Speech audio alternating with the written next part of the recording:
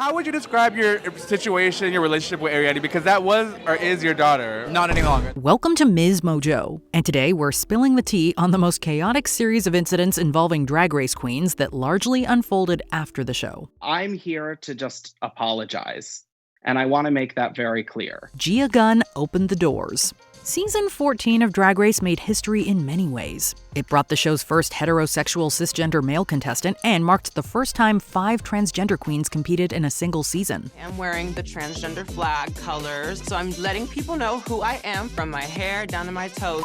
I am white, blue, and pink. When the cast was revealed, Gia Gun celebrated their inclusion with a tweet implying that she, quote, opened the door for such representation. While Gia was the first openly trans contestant on an All-Stars season, other trans queens from earlier seasons pushed back, with Carmen Carrera emphasizing that such progress was the result of a collective effort. Something's changed lately. I don't know what's going on with her, but I feel like she's sort of not representing herself in the best way. Gia further stirred controversy when she doubled down in an interview with YouTuber Matt Cullen, stating that the trans queens who competed on the show before her simply didn't present as female. But Kylie Sonique Love and Carmen were doing interviews as boys. And then the argument was Peppermint too, right? But honey, I don't know about you, I saw a boy. The unaired All-Stars 7 reunion. We did not film an All-Stars 7 reunion. A bunch of the girls who were on All-Stars 7, we got together. Yes. And we did film our time together. The Allstars All Winners season was widely praised by both critics and the Drag Race fandom.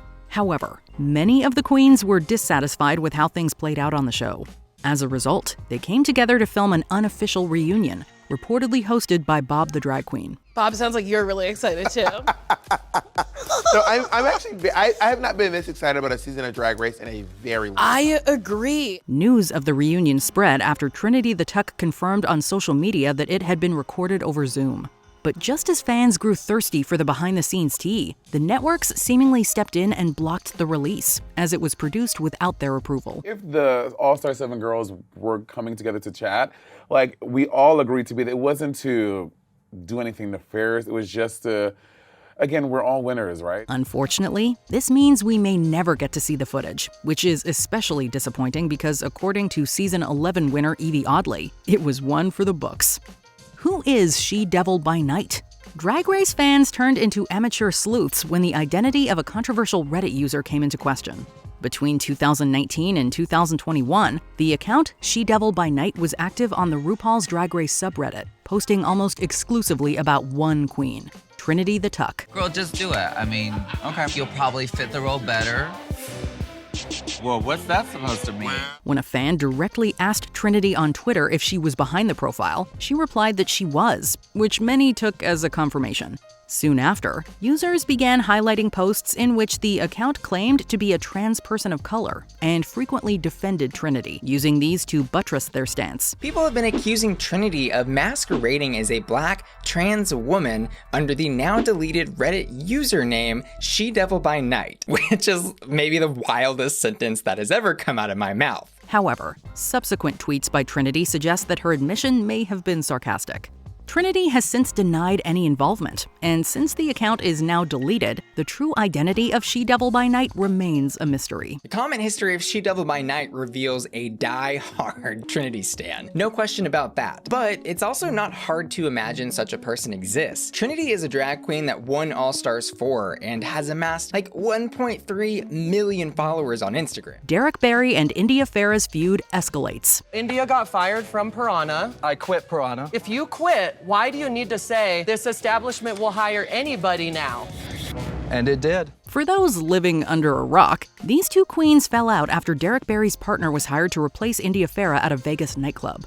Their feud was reignited during a pit stop episode when Bob the Drag Queen referenced a moment from All-Stars 5. You are a liar, and that's why Derek don't like you. Yeah, true. That's so good. Still true to this day. Alexa.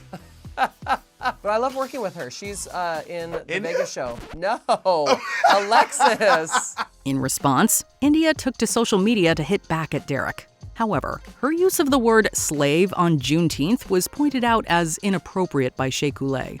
This triggered a new round of back and forths, revisiting the All-Stars 5 drama when India claimed there was a plot to eliminate Shea. Do you remember when you were in the bottom with me and Mariah? Mm-hmm. Alexis and Mayhem came to me asking me to put your lipstick. What? Yes, they came to me and asked me to put your lipstick in. Derek later entered the fray with a jab about India's dental hygiene, which got even more attention when another queen replied with a picture. Ultimately, India deactivated her Twitter account. Tamisha Iman is coming for everyone. This legendary drag queen defied the odds to compete on season 13, ultimately finishing in 11th place. Tamisha Iman, you're a fighter, a survivor, and a star. However, since then, Tamisha Iman has been surrounded by controversy. It began with the launch of her official merch, which received a high volume of orders. But many of these went unfulfilled. Instead of apologizing and trying to resolve the issue, Tamisha lashed out at fans who asked about their missing items. Then she accused Monet Exchange of repeatedly criticizing her on the podcast Sibling Rivalry and launched the Tamisha Iman Network, a subscription-based platform where she promised to clap back. But the way I am going to read you all on Tuesday, I'm going to show you why I have lasted in this industry 30 years. But the project quickly lost momentum. Its only notable release was a reunion with Candi Muse to address their past conflict, but even that was criticized as underwhelming. It was going to be perceived as being arrogant. You get what I'm saying? And do I think you're arrogant? I don't think you're arrogant. I think you're sassy. I think that's your personality. Pheromone and Trinity the Tuck butt heads. Although they both shared the screen on 2 different seasons, Pheromone and Trinity the Tuck are far from friendly. If you stay or you go, you've got to stop crying.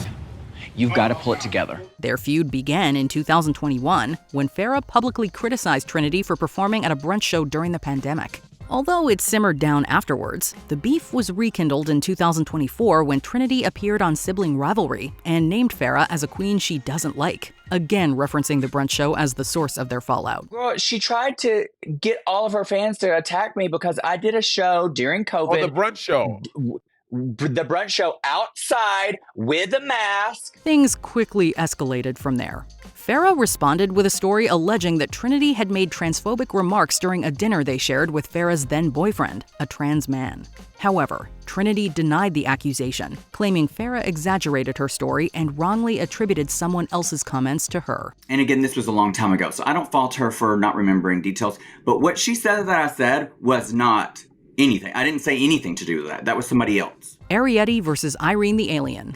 They once were drag daughter and mother, but the familial relationship between Arrietty and Irene the Alien has since deteriorated. My drag mom is Irene the Alien. Whoa. No, really? Yes, yes. Do you plan on outlasting her?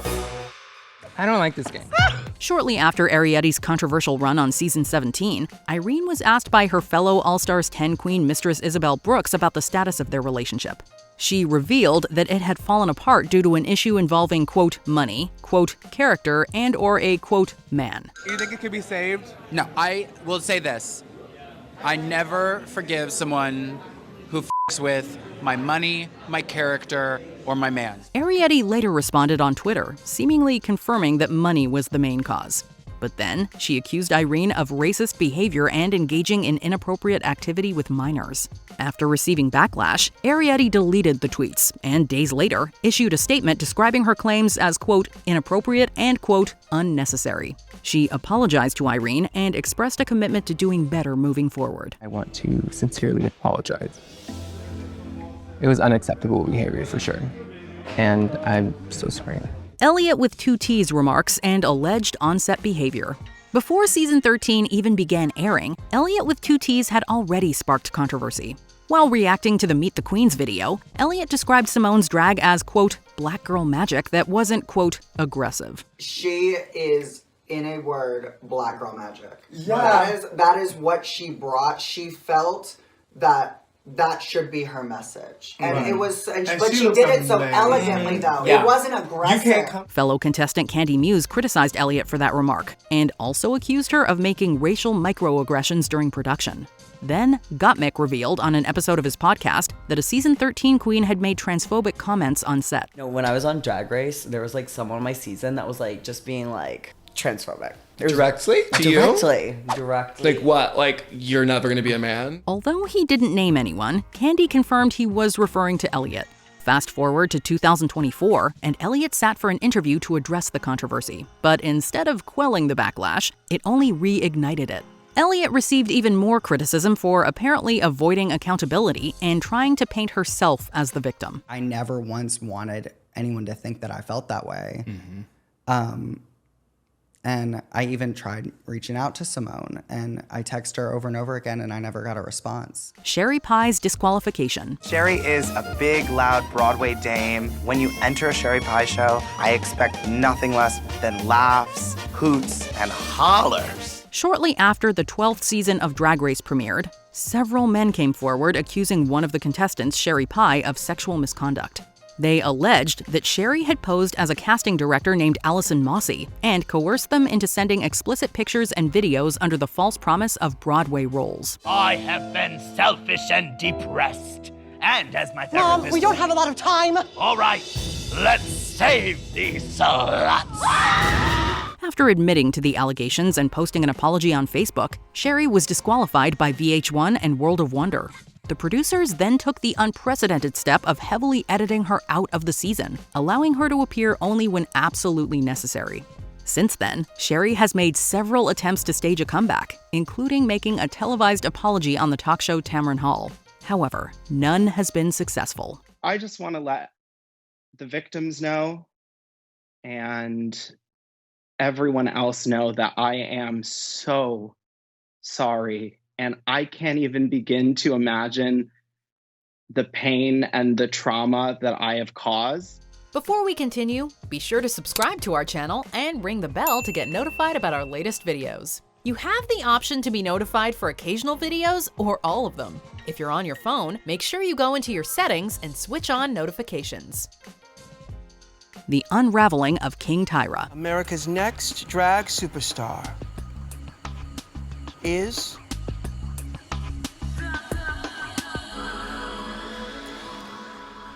Tyra Sanchez.